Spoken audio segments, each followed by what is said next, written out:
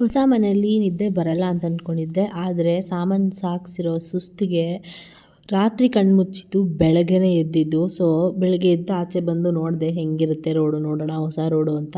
ಅದಾದಮೇಲೆ ಎದ್ದೇಳೋಣ ಅನ್ನೋಷ್ಟೊತ್ತಿಗೆ ಇವ್ನು ಮಲ್ಕೊಂಡಿದ್ನಲ್ಲ, ನಾನು ವಾಪಸ್ ಹೋಗ್ಬಿಟ್ಟು ಮಲ್ಕೊಂಬಿಡೋಣ ಅಂತ ಮಲ್ಕೊಂಡೆ. ಸೊ ಏನೇನು ಬೇಕು ಚಿಕ್ಕ ಪುಟ್ಟ ಐಟಮ್ಸ್ ಎಲ್ಲ ಜೋಡಿಸ್ಕೊಂಡು, ಸೊ ಅಮ್ಮನು ಪೂಜೆ ಎಲ್ಲ ಮಾಡಿದ್ರು. ಬೆಳಗ್ಗೆ ಬ್ರೇಕ್ಫಾಸ್ಟ್ಗೆ ವೆಜಿಟೇಬಲ್ ಪಲಾವ್ ಮಾಡಿದರು. ಸೊ ತಿಂದ್ಕೊಂಡು 1 ರೌಂಡ್ ನನ್ನ ಬ್ಲ್ಯಾಕ್ ಟೀ ಕುಡ್ಕೊಂಡು ಕಾಲೇಜ್ಗೆ ಹೊರಟೆ. ಸೊ ಕಾಲೇಜ್ ಇವತ್ತು 10 ಓ ಕ್ಲಾಕಿಂದ 5 ಓ ಕ್ಲಾಕ್ವರೆಗೂ ಇದ್ದಿದ್ದು. ನಂಗೆ 5ವರೆಗೂ ಇರುತ್ತೆ ಅಂತ ಗೊತ್ತಿರಲಿಲ್ಲ.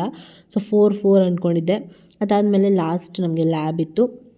ಅದನ್ನೆಲ್ಲ ಮುಗಿಸ್ಕೊಂಡು ಆನ್ ದ ವೇ ಕಾಲೇಜಿಂದ ಹೊರಟೆ. ಆಲ್ಮೋಸ್ಟ್ 5 ಓ ಕ್ಲಾಕ್ ಆಗಿಬಿಟ್ಟಿತ್ತು. ಆಮೇಲೆ ಗೊತ್ತಾಯಿತು ಕೀನ ಕ್ಲಾಸ್ ರೂಮಲ್ಲೇ ಬಿಟ್ಟಿದ್ದೀನಿ ಅಂತ. ಸೊ ಅದನ್ನ ಇಸ್ಕೊಂಡು ಬರೋ ಅಷ್ಟೊತ್ತಿಗೆ ಸಾಕಾಯಿತು. ಆಲ್ಮೋಸ್ಟ್ 20 ಮಿನಿಟ್ಸ್ ಆಯಿತು. ಎಲ್ಲ ಡೋರ್ನು ಲಾಕ್ ಮಾಡಿಬಿಟ್ಟಿದ್ರು. ಪಾಪ ನನಗೋಸ್ಕರ ತೆಕ್ಕೊಟ್ರು.